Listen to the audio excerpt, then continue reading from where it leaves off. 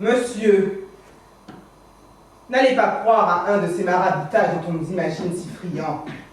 C'est tout simplement l'histoire d'une méprise. J'exècre faire les courses. Le démerdage des banabanas qui m'assaillent comme des mouches. Vigiler à tout instant sur mon sac. Les travées du marché où l'on ne voit que des femmes qui vivent par anticipation le retour d'un hypothétique mari à la maison. Son mépris du bouffement cuisiné, pourtant entre 2 ou 3 turpitudes de marmots. Ces mouches qui volent et se posent sur la viande. Ces poissons morts qui vous regardent l'œil vide de tout espoir. Ces légumes flétris, témoignage implacable du temps. Je déteste. J'ai commencé l'écriture d'un roman, 1000 fois remise au lendemain. Mot après mot, les idées se sont carapatées hors de ma plume pour s'égarer dans la pénombre de ma paresse. Je sais que le temps passe et que mes idées sont de moins en moins claires. Je viens d'avoir 30 ans et ploie sous le poids de 2 grands paniers où débordent des sachets en plastique de toutes les couleurs. Provisions pour la semaine. Et jour de fête. Je ne sais qui va naître aujourd'hui, mais ce soir, c'est jour de fête.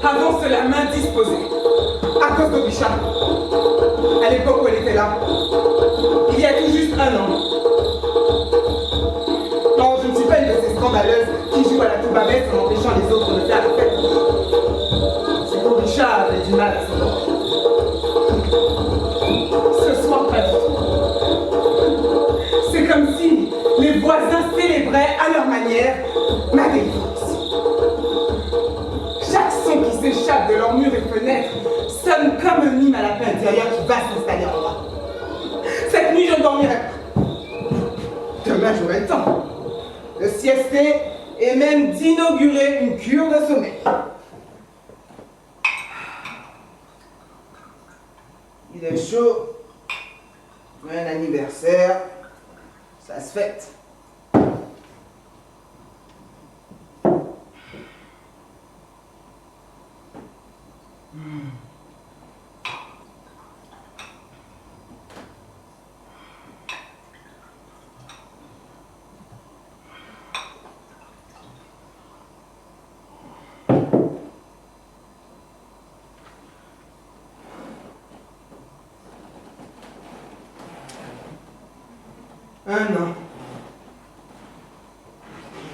Un an déjà qu'Orisha n'est plus. Orisha, mon albinos chéri.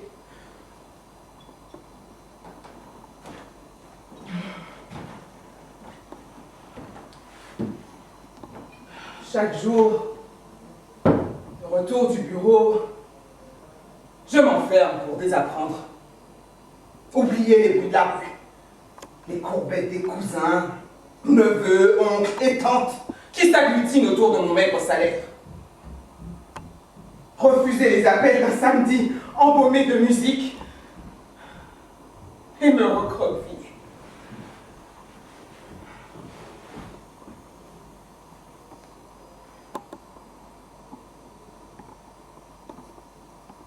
Je suis rentrée à pied du marché, Je ne sais pourquoi. Peut-être avais-je envie de humer à plein poumon cette terre qu'Orisha n'inspirait plus depuis un an. D'habitude, je rends ton taxi brousse. J'adore la promiscuité que ce mode de transport engendre. Les corps qui se touchent, ces fleurs, les odeurs qui se mélangent, âcres, douces, enivrantes. J'ai fait ma longue marche ponctuée de bifurcations multiples pour éviter toutes les personnes que je connais. Ne rien manger, ne rien écouter, ni regarder. Peut-être observer au fond de moi. Magma de peine et de joie. Une grosse peur aussi. Comme un vide.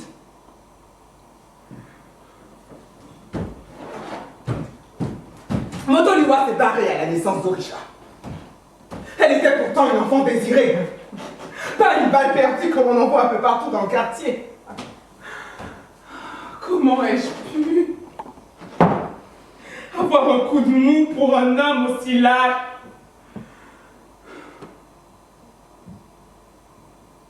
Notre fillette était albinos.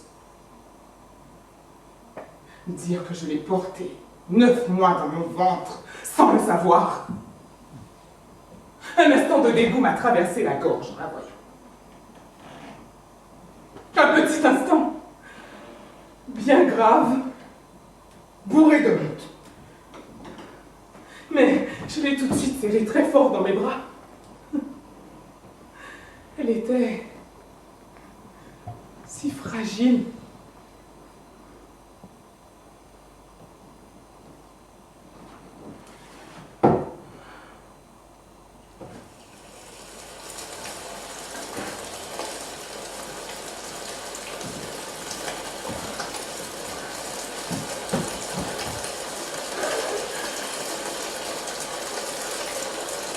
Depuis une semaine,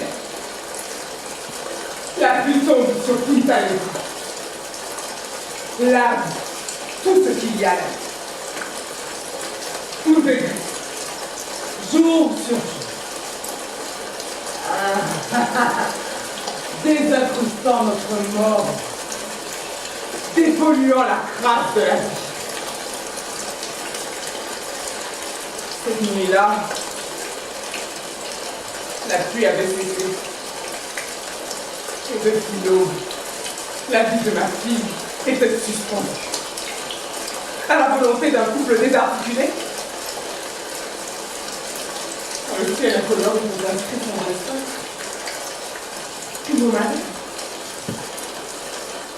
J'entends encore sa respiration, avide de cette nouvelle vie. Motoliwa ne l'a vu que 2 fois. À sa naissance et à sa mort. Voici, a-t-il dit, une fille que j'aurais du mal à marier et qui va vicier mon existence. Cet enfant ne peut être la mienne.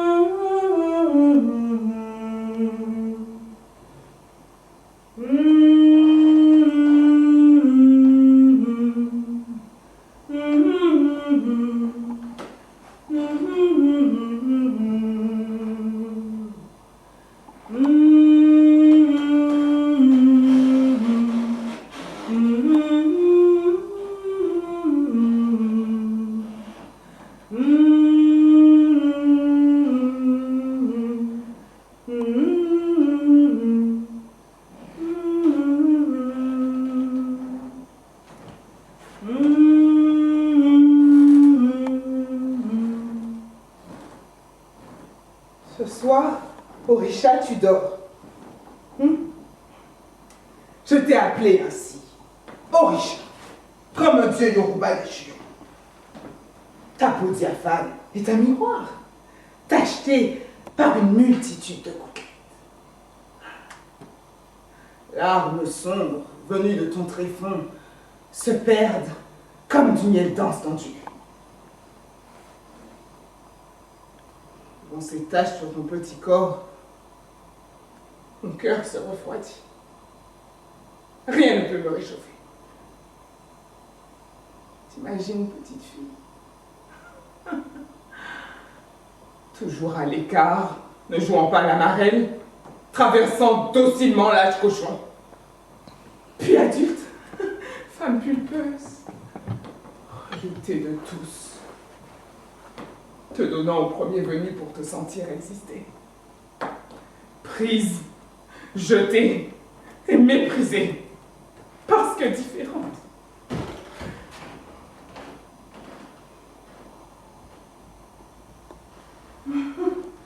Le sol s'assèche. La pluie sale qui tout à l'heure bouchait l'horizon s'est noyée dans un ciel devenu pâle. Je suis seul avec toi, Richard. Je te montre l'horizon, vers la côte sauvage, là où l'Atlantique est une violence inouïe. Tout est d'un rouge violacé. Tu ne vois rien. Les albinos ont toujours une vue défaillante, tu sais. Maintenant, les eaux stagnantes couvrent les pelouses et les trottoirs. Les arbres tendent les bras au soleil.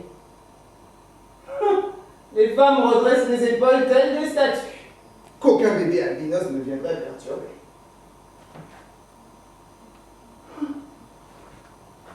Une petite albinos conduit son vélo autour des arbres et traverse un bassin boueux. Les traces des roues désignent ta détresse.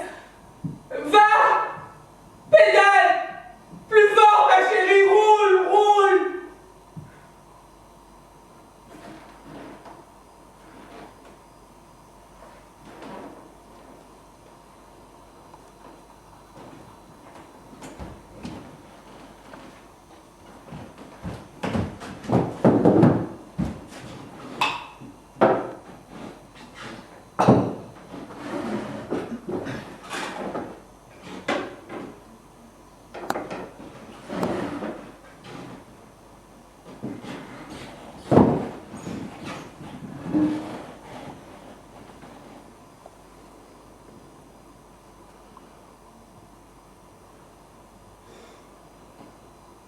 Un soir, Motoliwa est revenu les bras chargés de cadeaux.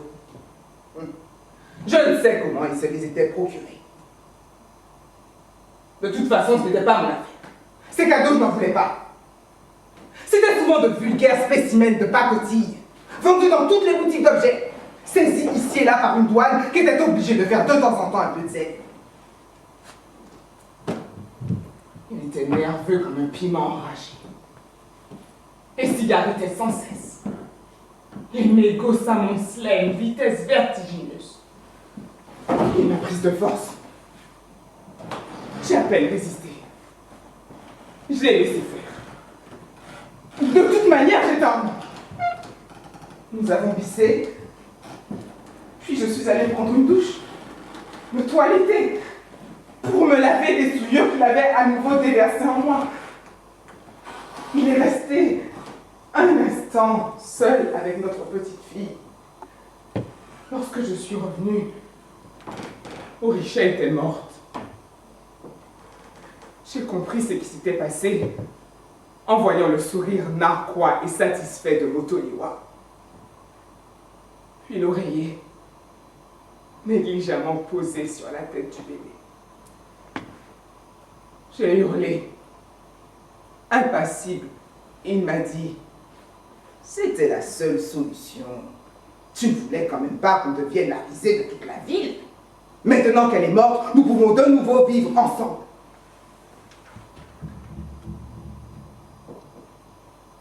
J'ai encore hurlé.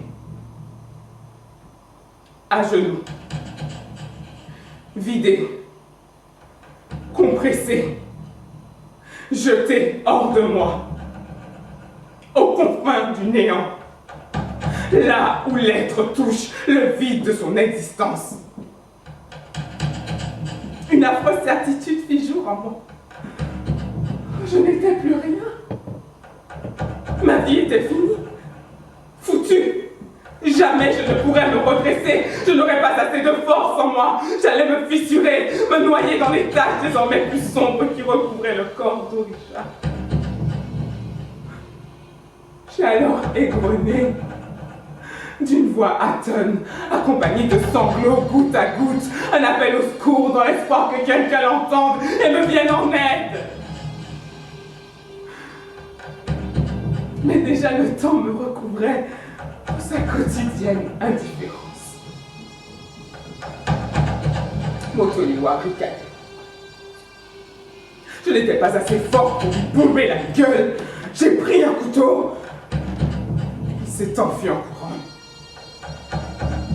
Je ne l'ai plus revu. Plus jamais. Jusqu'à cette nuit.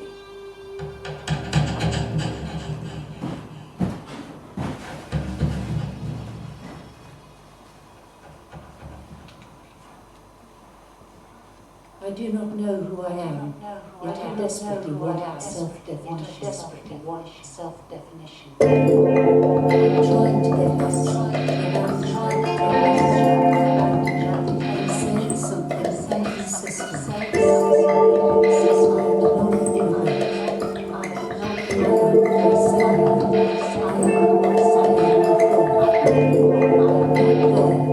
not sleep.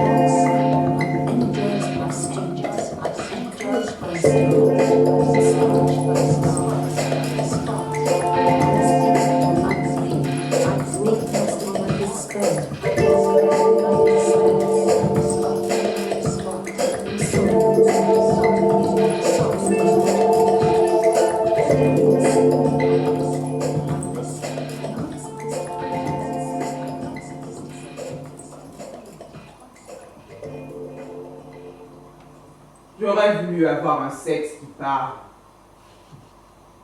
et qui dise ce qu'il pense du mal qui le visite, le ronge. Je n'ai jamais aimé cette manière pour les garçons de penser qu'il suffit de te mettre les mains entre les jambes pour que tu sois au paradis. Mal, malheur, malentendu, mal qui ronge, maladie qui ne dit pas son nom, malhonnête, mal appris, mal-être, malaise, maligne, malotru, mal aimé, mal baisé. Dans mes rêves, il y a toujours une côte sur la mer. Et une mer sans rive. Comme un sexe amer, infini et grossièrement infantile. Puis, de longues étendues arides.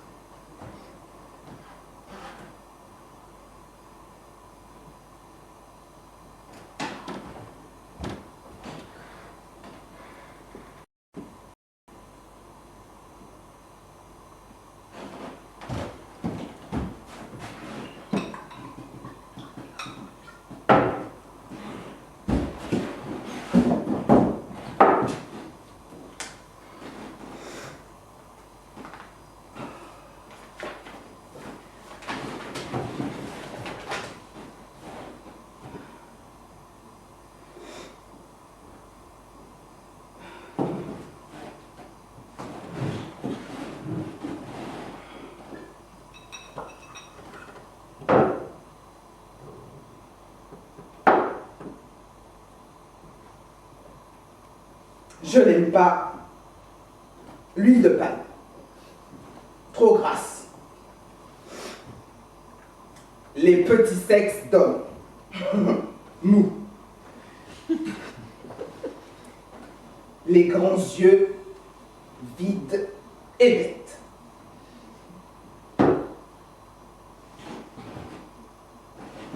Ce qui m'intéresse chez un homme, c'est l'odeur. L'odeur de pâte d'arachide chaude. La transpiration, la sueur avec son erreur. Une sueur qui colle à la peau Comme de la cire.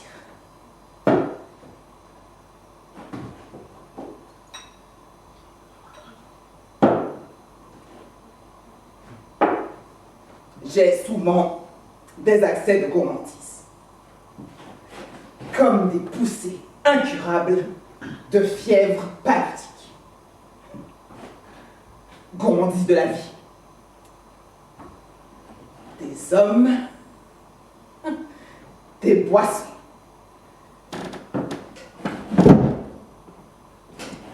Une même gourmandise peut m'assiéger pendant des mois entiers. Les gourmandises sont aussi tenaces que volatiles.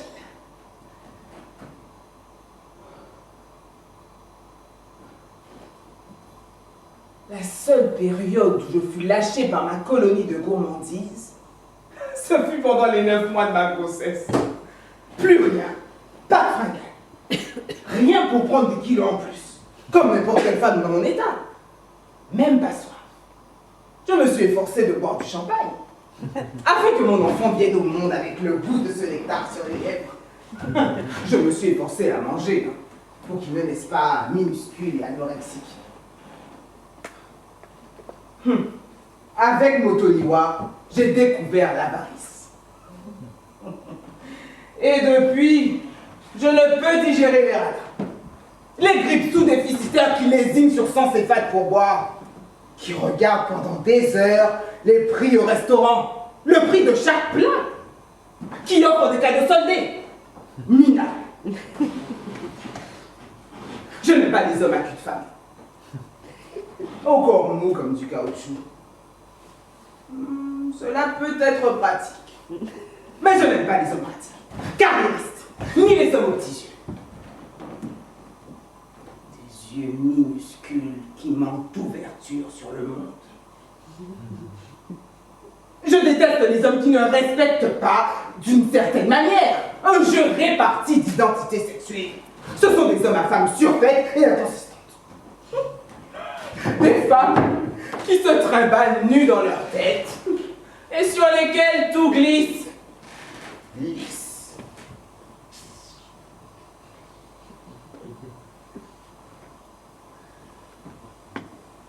J'ai peur de vieillir. Depuis mon adolescence. Depuis que je déteste l'odeur des vieilles personnes. Un vieux. Ça sent particulièrement le vieux. Comment décrire cette odeur? Une odeur de passé, très âpre, toujours présente. Une odeur qui imprègne les habits, les meubles, les plats, les casseroles, jette le passé sur le visage de toutes les femmes enceintes. Odeur stagnante que chaque vieux charrie derrière lui, suspendu dans l'air, avec son poids d'existence. Je ne veux pas vieillir. Orisha non plus ne vieillira jamais.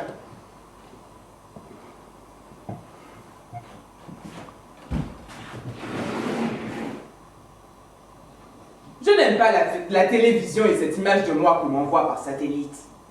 Mon image préfabriquée à Paris, Londres ou New York, sans mon avis. Alors que je suis ici, avec ma chaise, je n'ai rien demandé. Je n'aime pas les jeux vidéo ni la technique. Elle ne m'a rien apporté à moi. Je refuse cet envoûtement. La technique, c'est la sorcellerie de notre époque. Elle crée une communauté de pensée. Je ne veux pas penser comme tout le monde. Je raffole des salles de cinéma vides. Seul, face à l'écran, la musique envahissante, Les bruits reconstitués d'une vie fictive. Mais des salles de cinéma vides à Brazza ou à Punta Negra, j'en ai jamais vu. Je me contente alors chaque fois de cette moiteur et l'odeur âpre des corps mal lavés, voués en rang de bétail au dieu de l'image.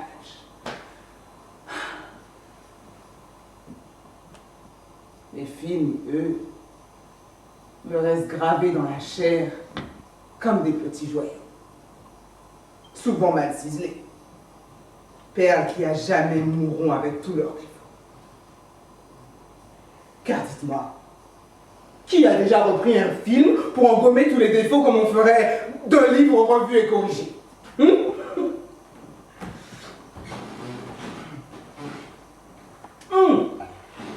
Je déteste le mythe de la cuisine équipée. Toute cette machinerie qui me crie au visage que mon royaume est installé. Oh, je ne suis pourtant plus une femme qui va puiser son eau à plusieurs kilomètres de chez elle. Je ne m'éclaire plus à la lampe tempête ni à la bougie. Mais j'aborde l'homogénéité dans une maison. L'ordre. J'ai l'impression que ça ne vit pas. Une maison bien ordonnée, trop propre, me fait peur. Et ces murs en parpaing qui se fissurent à la moindre saison sèche comme un visage humain me donnent l'impression d'un endroit maudit. J'ai toujours peur. Je surveille ces fissures du regard. Je crois aux esprits. Il pourrait bien en sortir un ou deux d'une de ces fentes arides.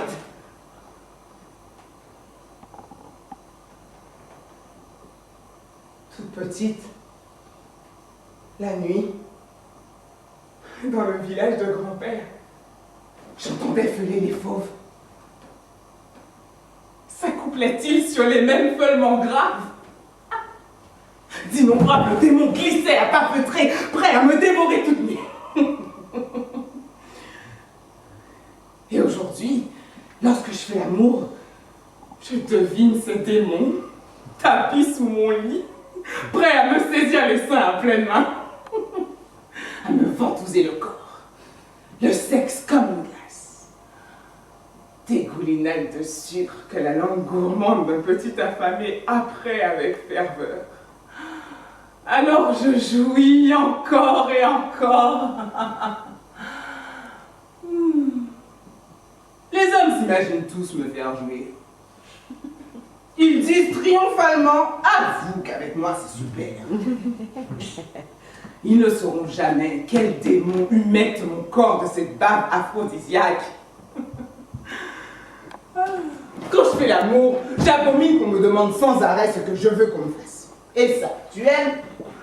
Qu'on me donne des ordres, qu'on me sorte des figures acrobatiques. Tourne-toi, lève la jambe droite, regarde-moi.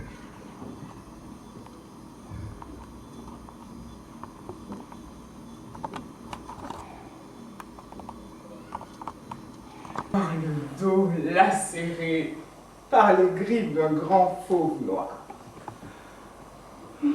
Chaque soir que Dieu fait, un lion, couleur charbon, conserver sa trace sur mon dos cousu de cicatrices. Mais mon motoliwa n'était qu'un nain encore poisseux comme de l'huile de palme, et miaulant à tout va. Un serpent qui ne pouvait même pas sauver sa fiancée des démons de cette terre.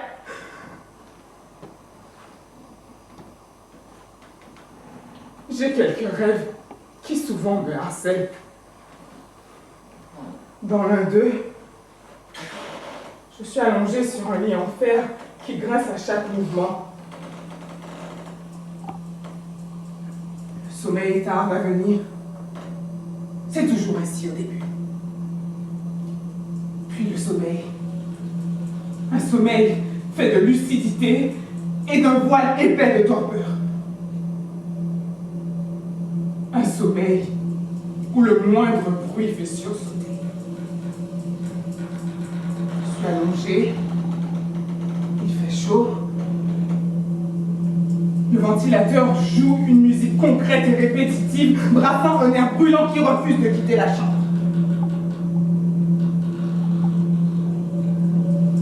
Dans ce rêve, il y a d'autres bruits qui accompagnent celui du ventilateur. Des grincements bizarres, agaçants et hétéroclites. Je n'ose allumer et entraîne mes yeux à voir dans le noir. J'entreaperçois un énorme cafard grignotant le temps. Il fait cela avec un art consommé et ressemble de plus en plus à un humain. Plus le bruit de sa mastication s'amplifie, moins le temps semble consistant.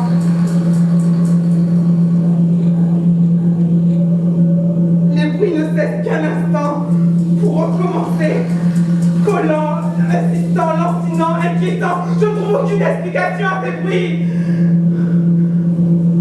L'imagination s'emballe alors vers n'importe quoi. Je pense à un serpent qui se glisse vers moi. Mais sa tête est prise entre la parenthèse du temps grignoté par le cafard. Un serpent hérissé de colère. Affolée, je me fais toute petite, dans l'attente du moindre contact suspect pour m'enfuir. Et j'attends, ruisselant de sueur, perdu dans une prière confuse. Je passe toute la nuit assise au pied du lit, à fixer un point.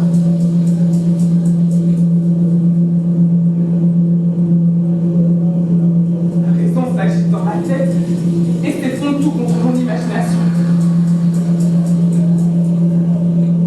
À l'avant-jour, je réalise que ce n'est qu'un rêve. Le même rêve.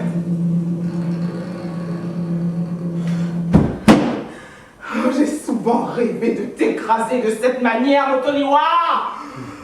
Oh, et d'entendre ton miaulement sordide mourir au fond de ta gorge. J'ai toujours eu des hommes qui jouissaient en poussant des cris de chat. Je maudis les chats qui laissent leurs poils partout, se frottent à vos pieds. Et pourtant j'ai grandi parmi les chats. Les araignées, les moustiques, les cafards, les rats aussi. Une parfaite pour ça. La nuit, la forêt nous faisait entendre tous les bruits d'une faune qui se sentait libre de se retrouver. Blotti dans les bras de grand-père, je m'endormais, rassuré par la chaleur de sa main posée sur mon ventre. Oh, et sa voix grave et lente. Aujourd'hui, je fais la guerre aux bestioles familières. Elles n'ont pas leur place dans une maison. Les hommes non plus. Tout comme les poissons rouges. Je déteste les poissons rouges dans un bouquet. C'est vraiment stupide, idiot. Ces pauvres poissons n'ont rien d'autre à faire qu'à tourner en rond sur 20 cm de diamètre. C'est complètement avilissant. Les poissons rouges sont des martyrs. Les otages sacrifiés de nos caprices.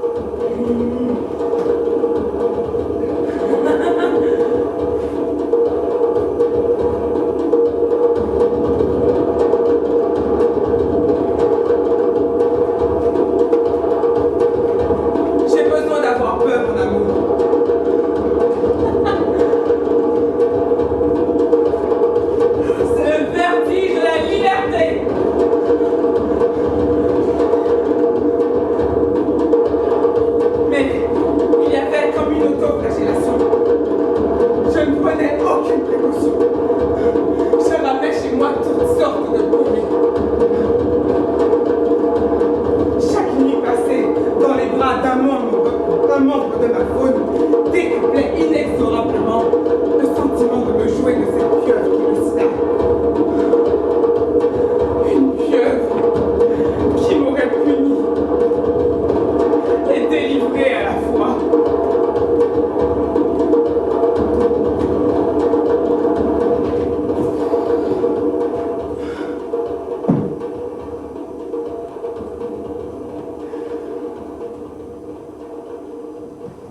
Après ton enterrement, ma petite Orisha, j'ai commencé à sortir immodérément, à fuir les nuits perdues. Mais derrière chacun de mes pas, il y avait un motoliwa qui me collait à l'arrière-train. Drôle d'expression, arrière-train. Je n'étais qu'une locomotive à la dérive de motoliwa. Cette chose qui, par sa nocivité, avait été à l'origine de la mort d'Orisha. Je fis alors défiler toutes sortes d'hommes dans mon lit. Blédards, ceux du bled, Viliens, ceux de la ville, Clanto, Cuveur, Couillon Carré, et même les parrains de la voyoucratie.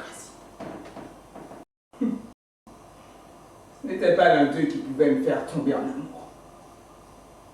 Il n'avait que deux obligations. M'offrir du champagne et laisser chez eux leur grande bouche. Ils pouvaient ne pas être performants au lit. Avoir une mémoire de poule, ça m'était égal. Il y a ceux qui se passaient, se demandant s'ils ne rêvaient pas de m'avoir dans mon lit. Je n'allais jamais dans l'heure. Je ne suis pas une déserteuse. J'aime être maîtresse de mes actes. J'aime les voir venir me demander la route, avec dans les yeux l'espoir que je leur dise de revenir. Je fulminais, en leur criant que ma maison n'était pas une garcerie et que je les verrais quand cela me chanterait. D'autres sautaient sur la proie, ceux qui pensaient être une proie, et me promettaient 1000 paradis terrestres, spirituels, artificiels. Certains, timides et renfermés, jubilaient au fond d'eux à chaque battement de mes cils. Persuadés d'avoir désarmé un riche rival, peut-être même un politicien. Ils me parlaient, chantaient. Comme cela était facile de se bâtir une cour de prétendants. De les monter les uns contre les autres. L'homme est un vide de mémoire. Il s'habitue trop vite à sa propre paresse. Son rêve primaire est encore celui d'un homme qui rentre, enlève ses chaussures et voit une armée de nymphes s'occuper de lui. Un repas prêt et chaud, une boisson fraîche, une paresse acceptée, un regard plein d'admiration, puis des cuisses écartées et consentantes.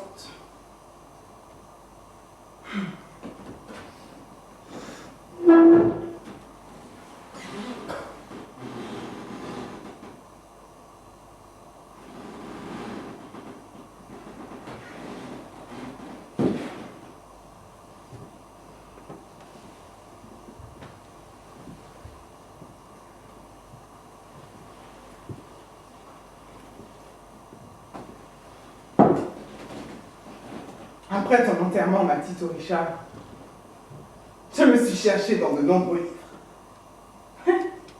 Des fois, je ne faisais que les regarder. J'aime les avoir. Certains me sont demeurés totalement étrangers. Je me sentais bien dans les univers plutôt lointains, dans les peurs d'ailleurs. J'ai lu à cette époque-là pas mal de livres d'un certain Lopenry. Parce que je le détestais cordialement de si bien comprendre les femmes. Il m'intriguait, m'énervait. Pour moi, aucun homme ne pouvait entrer si loin dans la peau d'une femme. Sentir comme elle, baiser comme elle. Mes amis me croient aigri. Parce que je prends toujours mon air sérieux devant les petits mendiants de la rue. Pour la révolte et la pitié qu'ils m'inspirent. Je n'aime pas avoir pitié. Et puis, cette impression qu'il faut tout faire pour eux. Cette insidieuse conviction qu'on leur doit tout. Ouais, je ne dois rien à personne.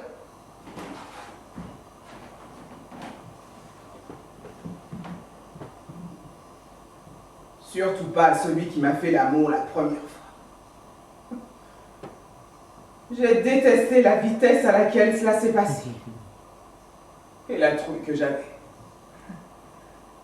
J'avais peur d'être enceinte, de devenir une pré-maman.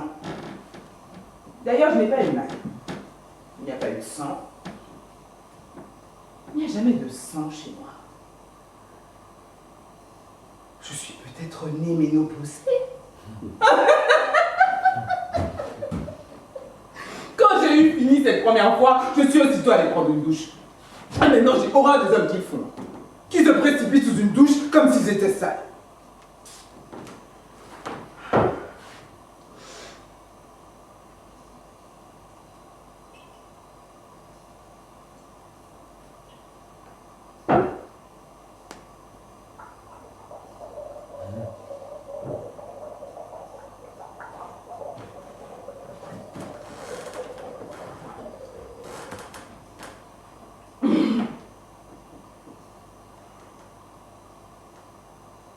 Suis-je une femme comme une autre? Il n'y a aucun doute sur la réponse. J'avais, comme toute femme, eu ma période, un corps parfait pour une sensualité parfaite. Tous les titres des magazines que je consultais à l'époque me reviennent parfois à l'esprit. Des titres qui dessinent le portrait d'un être difforme de corps et d'esprit.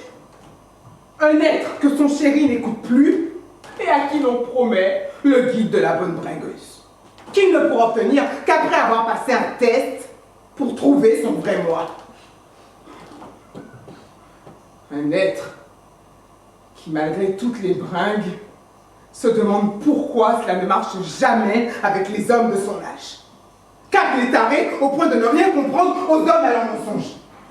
Même s'il ne rêve que de jouer avec le feu.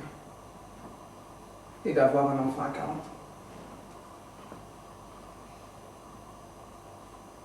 Un être qui n'aime pas son corps et court après les conseils et produits malins pour le remodeler, redessiner le contour de son cou et du bas de son visage, qui n'est d'ailleurs qu'un masque, redresser la barre de ses seins, aplanir son ventre, redonner beauté et finesse à ses bras, rendre velouter la peau de son dos, regalber l'arrondi de ses fesses, affiner en duo ses genoux et ses chevilles et vaincre en vain sa cellulite.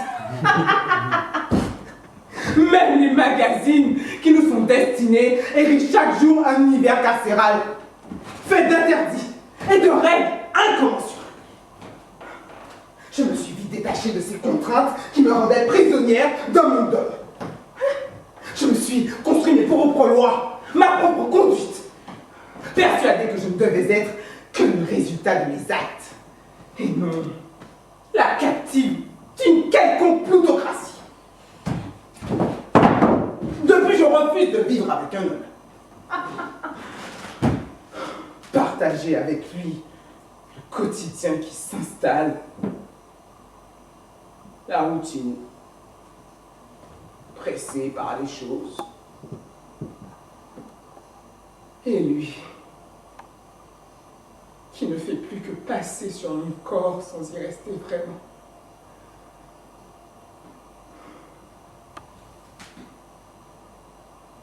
J'ai peur de la mort de l'amour. Je deviens méprisante, exigeante. Je cesse d'avoir des égards pour l'autre. C'est détestable. l'expression des sentiments me fait dire que l'amour, c'est donner ce qu'on n'a pas à quelqu'un qui n'en veut pas. C'est Lacan qui l'a affirmé. Car aimer, c'est définir l'autre comme un lieu absolu, où la ponctuation est un point final.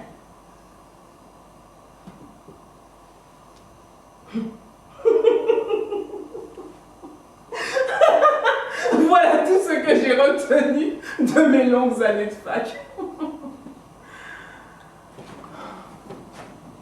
Je ne dédaignais pas tromper Motodoa. Cela me permettait de le regarder encore comme un flirt et de lui montrer la même intensité sexuelle que lorsque nous étions amants. La fidélité, c'est de toujours avoir envie de faire l'amour aussi fort, aussi intensément que la première fois, même s'il faut ruser. Jouer avec le temps. Mais le temps de vivre. Ah, l'habitude.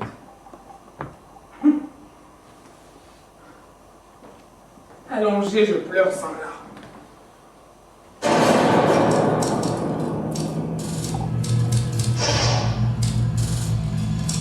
Cher monsieur, je me permets cette familiarité.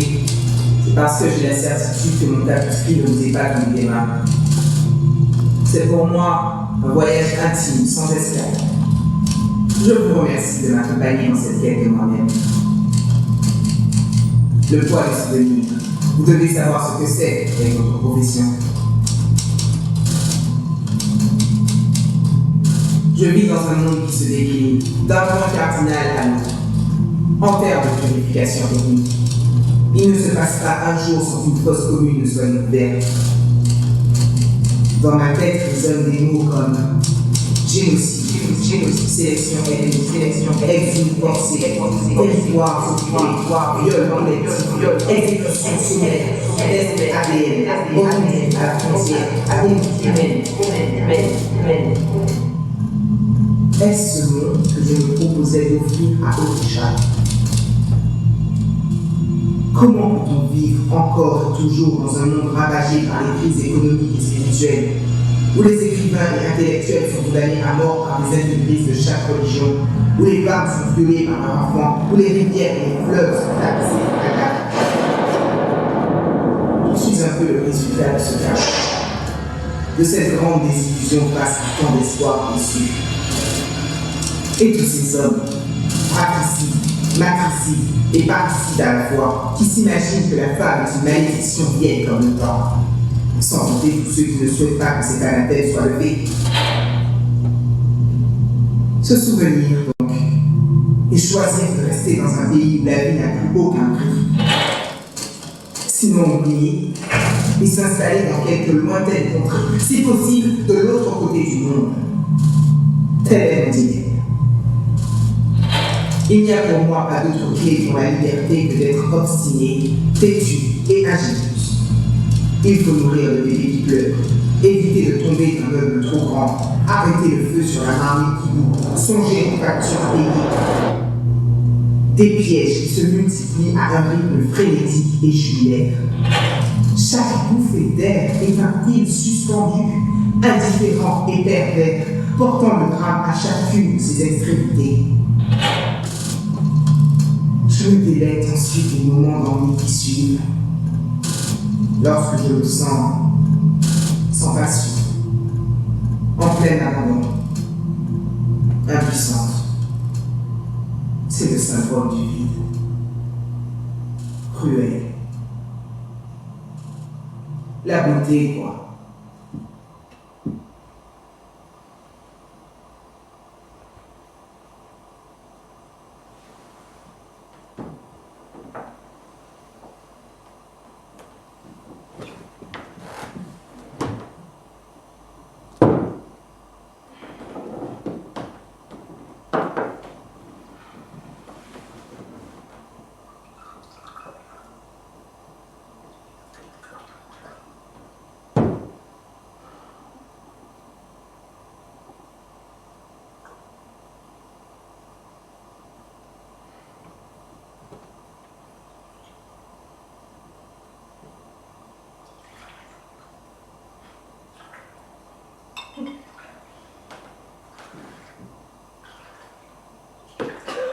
Petite, je ne sais ce que j'ai détesté le plus.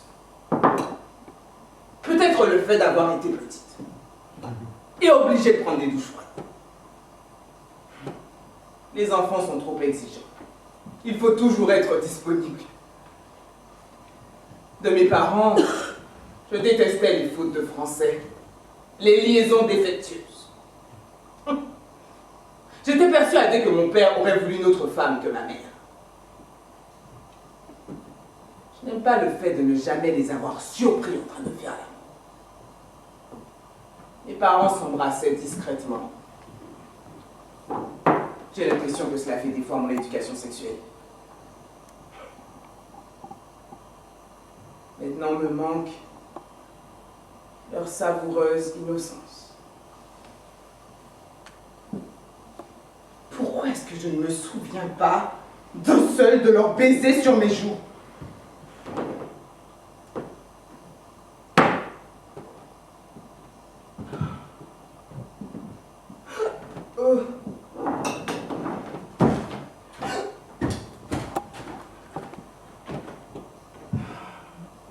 Je déteste quand l'eau est froide. Je n'aime pas le froid. J'aime le soleil sur mon corps. Le goût du sel sur ma peau.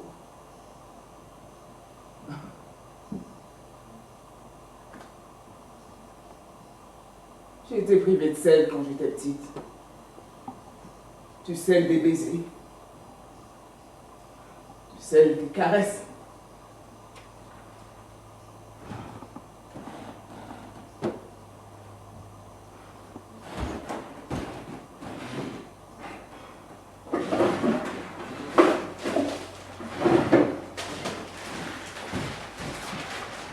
Je déteste dans une maison les meubles sombres. Comme d'immenses cercueils. Les papiers bien chargés, tout ce qui a l'autre.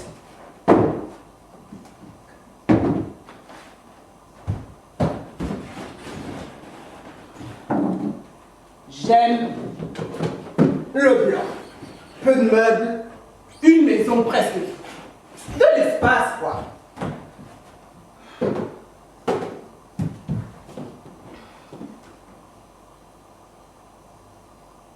Je hais les toilettes à la turque. Les salles de bain étroites, crasseuses et sans fenêtres. Tu les aurais détestées aussi, Orisha. Il faut des fenêtres.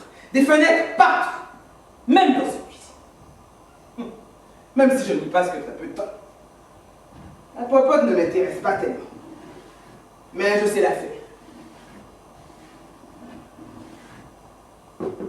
Je déteste la nuit. Les phares des voitures et les bruits des mobylettes. Quelle machine infernale. Je n'aime pas qu'on ait quelque chose à me prouver absolument. J'aime que les choses se passent par allusion. Le dernier amant que j'ai ramené ici m'a affirmé être un mec bien qui ne voulait faire souffrir personne. Ouais, les hommes sont tous des lâches, mon amour. Ce type avait une maîtresse et une femme. Et sous prétexte de m'en faire souffrir aucune, il les faisait souffrir toutes les deux. En se donnant de belles raisons de croire qu'il était très généreux. Moi, je suis un mec sensible et attentif aux autres. Je ne vais pas faire souffrir ma femme. Je te baisse quand même, hein, mais je ne vais pas faire souffrir la mère de mes marmots.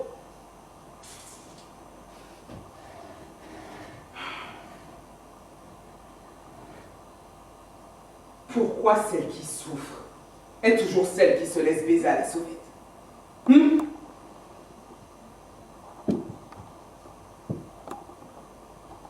J'ai souvent été mangé de la sorte. Les mecs mariés, on y rencontrait pas mal. C'est une manière pour moi de me dire, plus d'hommes à demeure.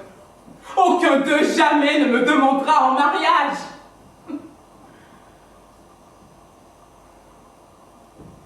Je n'en ai pas oublié un seul. C'est vachement dur d'oublier quelqu'un.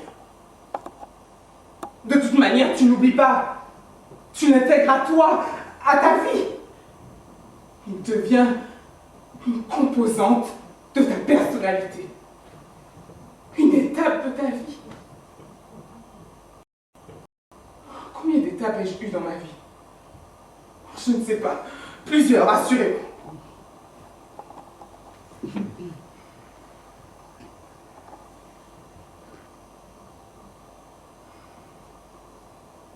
Mon enfance, bien.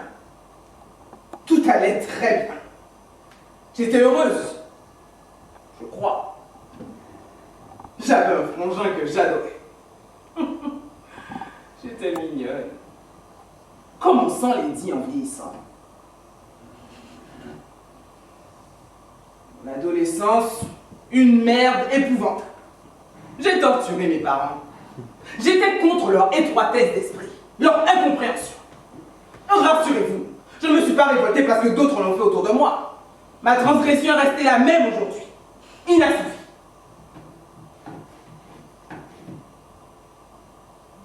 Après, ce fut l'âge où je me voulais femme.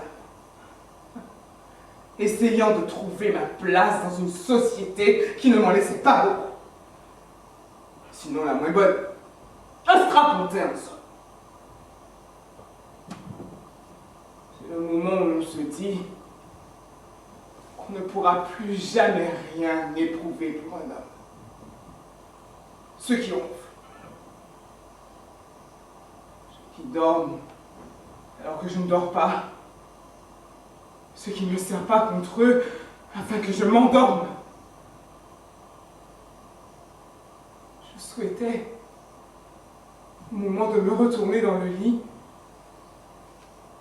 pouvoir sentir un corps contre le mien, ouvrir les yeux et voir qu'il n'avait pas profité de mon sommeil pour changer de tête, se métamorphoser en serpent, partir, s'envoler en fumée, ne laisser derrière lui qu'un vieux mégot sans amour. Mais l'amour est un mot qui gagne en extension ce qu'il perd en compréhension.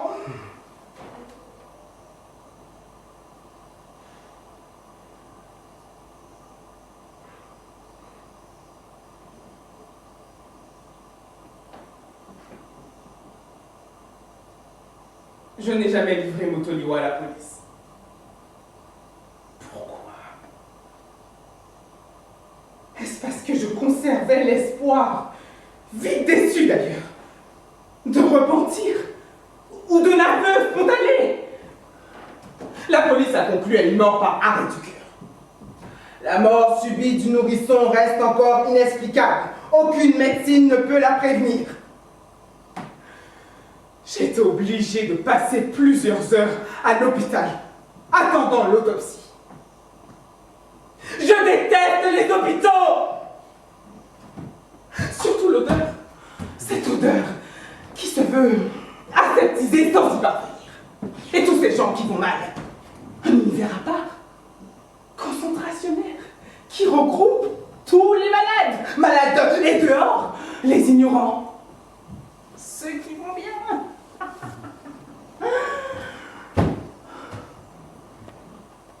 J'ai alors imaginé des voyages pour me distraire. Il y a tant de pays que je ne connais pas.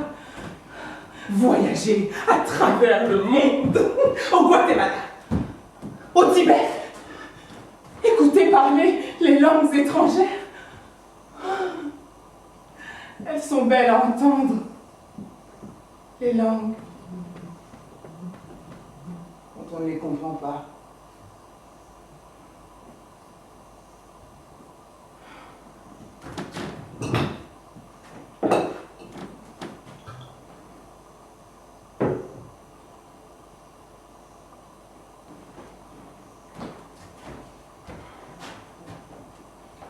Aujourd'hui, j'ai revu Motoliwa. Il était sapé à mort et heureux de me voir. Il avait toujours la bouche aussi sucrée et une mémoire de poule. Il a frimé en disant que je ne pouvais me passer de lui.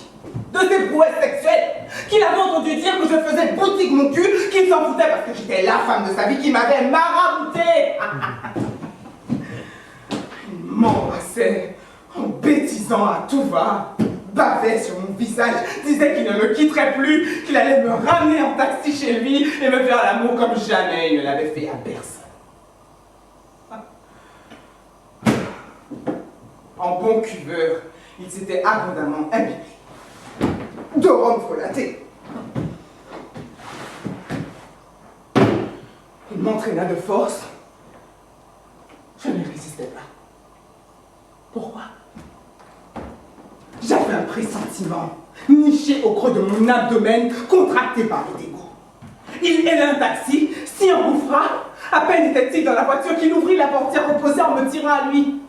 Je résistais. Il tomba sur la chaussée, regarda autour de lui, vit le chauffeur de taxi et dit ah, « C'est sympa de m'avoir ramené si vite, c'est combien la course ?» Il s'écroula. Je laissai partir le taxi et entraînai Mutoniwa dans une ruelle mal éclairée.